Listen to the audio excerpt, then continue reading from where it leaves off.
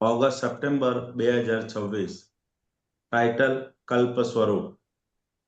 આત્મા કલ્પ સ્વરૂપ, આરોપિત ભાવે વિકલ્પ. પ્રશ્નકર્તા: આત્માનું સ્વરૂપ શું છે? દાદાશ્રી: આત્મા તો કલ્પ સ્વરૂપે છે, આનંદ સ્વરૂપ છે. પ્રશ્નકર્તા: કલ્પ એટલે શું? દાદાશ્રી: આત્માની અનંત શક્તિ છે, તેમાં કલ્પ નામની એક શક્તિ છે. કલ્પ શક્તિ બહાર જાય છે. કલ્પ શક્તિથી અહંકાર ઉભો થાય છે. આ બધું ભ્રાંતિથી જ ઊભું થાય છે. પ્રશ્નકર્તા: કલ્પ કલ્પ શક્તિથી અહંકાર ઉભો થાય એટલે શું? દાદાશ્રી: એટલે પોતે જેવું કલ્પે એવો થઈ જાય અને જેવું ચિંતન કરે એવો થઈ જાય. એવું પછી ફળ આવે તે વિભાવિક હું કલ્પના કરે અને તેમાં આત્માની એટલે મૂળ કલ્પ નામની શક્તિ લીકેજ થાય છે. કલ્પ પછી વિકલ્પ અને વિકલ્પથી સંસાર ઊભો થઈ જાય છે. વિકલ્પ ના થાય તો સંસાર ઊભો જ ના થાય. શુભના મોટા મોટા વિકલ્પ કર્યા હોય તે ફળ આપે અને કોઈને મારી નાખવાનો ભાવ કર્યો હોય તો એવું ફળ આવે ને દાન આપવાના ભાવ કર્યા હોય તો તેવું ફળ આવે. બોલો. દાદા કેટલું મોટી જે વસ્તુ છે એકદમ નાના અને શોર્ટ શબ્દમાં છે કે આત્માની અનંત શક્તિ, જેમાં કલ્પ નામની એક શક્તિ છે. સમજાય ને? આત્માની મૂળ અનંત શક્તિઓ છે, અલગ અલગ દર્શન શક્તિ, જ્ઞાન શક્તિ, એમાંની એક કલ્પ નામની, એટલે જેવો કલ્પે એવો થઈ જાય. એટલે જેવું ચિંતન કરે એવો એ થઈ પછી એ ફળ આપે. એટલે એ વિભાવિક એટલે જે છે એ વિભાવિકમાં પરિણામે છે. સમજે? એટલે હુંમાં પરિણામે છે અને તેમાં આત્માની એટલે મૂળ આત્માની જે શક્તિ છે, કલ્પ શક્તિ, એ લીકેજ થાય છે. શું થાય છે? પોતે હું ઉભો થઈ જાય અને લીકેજ થાય છે. એટલે પછી એના આધારે શું થાય છે?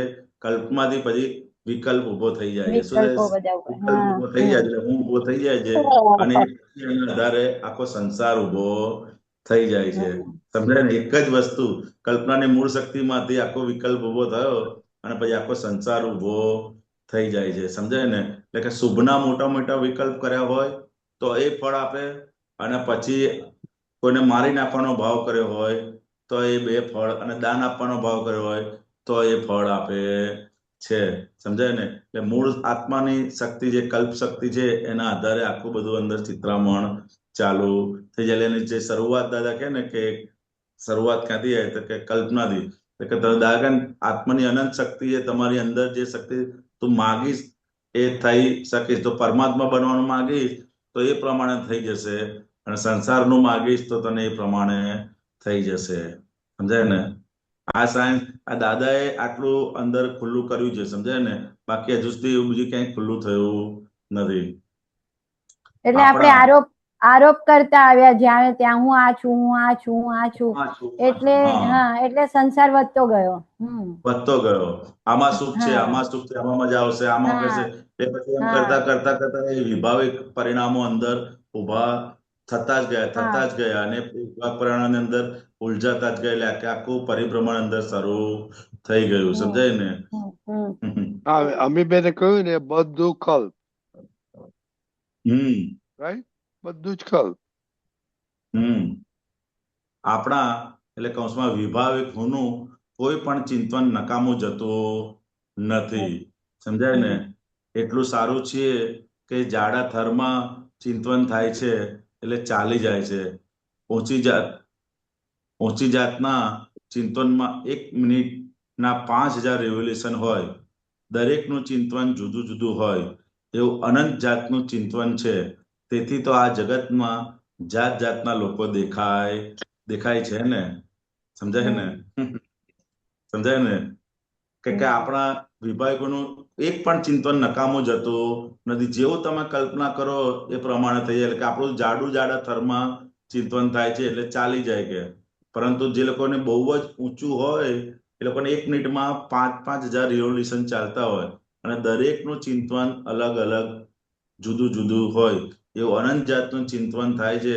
તેથી આ જગતના લોકો પણ અલગ અલગ દેખાય છે. પ્રશ્ન કરતા એટલે આત્માની કલ્પનાની ચિંતન એટલે આત્માની ચિંતવાથી કલ્પનાથી ચિંતવાની ચિંતવાથી વિકલ્પ થાય છે. આત્માની ચિંતવનાથી ચિંતવનાથી ચિંતવનાથી એટલે આત્માની કલ્પનાથી ચિંતવનાથી વિકલ્પ કલ્પનાથી અને ચિંતવનાથી વિકલ્પ થાય છે એવું પ્રશ્ન કરતા પૂછે છે. દાદાશ્રી, મૂળ આત્મા પોતે ચિંતવે નહીં એવો છે, પણ જેવું અહંકાર વિભાવિક હુંનું આરોપણ થાય ચિંતવાય તેવો વિકલ્પ થઈ જાય. પોતે કલ્પ નથી રહ્યો, તેથી વિકલ્પ થયો.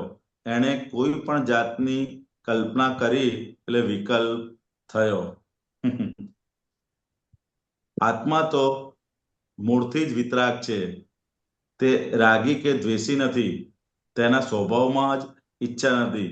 પણ આત્માને બીજા તત્વોનો સંયોગ ટચ થાય છે એટલે તેનું સ્વાભાવિક સુખ તે ઉપાધિ ભાવ થઈ જાય છે. ઉપાધિ ભાવ થઈ જાય છે. ઉપાધિ ભાવ મેં પહેલી વખત શબ્દ સાંભળ્યો. અને ઉપાધિ ભાવ થઈ જાય છે ને વિકલ્પ થઈ જાય છે, વિભાવિક થઈ જાય છે. ઉપાધિ ભાવથી કલ્પના સ્વભાવિક હોવાથી જેવો ચિંતવે તેવો થઈ જાય છે. એટલે અહીંયા હસમુખાજી ઉપાધિ ભાવ એટલે આપણે કે ને ઉપાધિ એટલે શું? ભારથી આવેલી. એટલે અહીંયા ભારથી બધું ખેંચ કર્યું, ભારથી બધા પરમાણુ ખેંચ્યા, જેવું ચિંતન કર્યું એવા બધા પરમાણુ ખેંચાયા ભારથી. એટલે ઉપાધિઓ ઓરી લીધી. ઉપાધિ ભાવ થઈ ગયો. હા, બરોબર છે. બધી ઉપાધિઓ જ આવી ને ભારથી. કલ્પ રિયલ સત્ય, વિકલ્પ રિલેટિવ સત્ય. આ સંસાર એ તો આત્માનો વિકલ્પ છે. પોતે કલ્પ સ્વરૂપ ને આ સંસાર એ વિકલ્પ સ્વરૂપ બે જ છે. તો વિકલ્પ કઈ કાઢી નાખવા જેવી વસ્તુ નથી. આ વિકલ્પ એટલે રિલેટિવ સત્ય અને કલ્પ એ રિયલ સત્ય છે. રિયલ એટલે કલ્પ અને રિલેટિવ એટલે વિકલ્પ. વિકલ્પ એ કરેક્ટ છે, પણ આ વિનાશી કરેક્ટ છે અને પેલો અવિનાશી કરેક્ટ છે. બેમાં ફેર એટલો જ છે. એટલે અનાદિકાળથી આ ચાલુ જ રહેવાનું છે. ચાલુ જ છે. આ કલ્પ શક્તિ કામ કરશે અને સાથે સાથે આ વિકલ્પોની શક્તિ પણ એટલી જ કામ કર્યા જ કરવાની છે. એટલે એનો કોઈ અંત છે જ નહીં. એટલે બેવને આપણે બેવ સ્વરૂપે જાણવાનું કે ભાઈ આ કલ્પ છે એ રિયલ છે અને વિકલ્પ છે એ રિલેટિવ. પણ બેવ સત્ય છે. એટલે બેવ અવિનાશી પણ કરેક્ટ છે અને આ પણ કરેક્ટ છે. સમજાય ને? બેવ એટલે કલ્પ એ રિયલ સત્ય છે અને વિકલ્પ એ રિલેટિવ સત્ય છે. સમજાય ને? એટલે સંસાર તો ઉભો એટલે દાદા કે આ સંસાર અનાદિકાળથી છે, રહેશે અને આગળ રહેવાનો. એટલે આ વિકલ્પ સ્વરૂપ.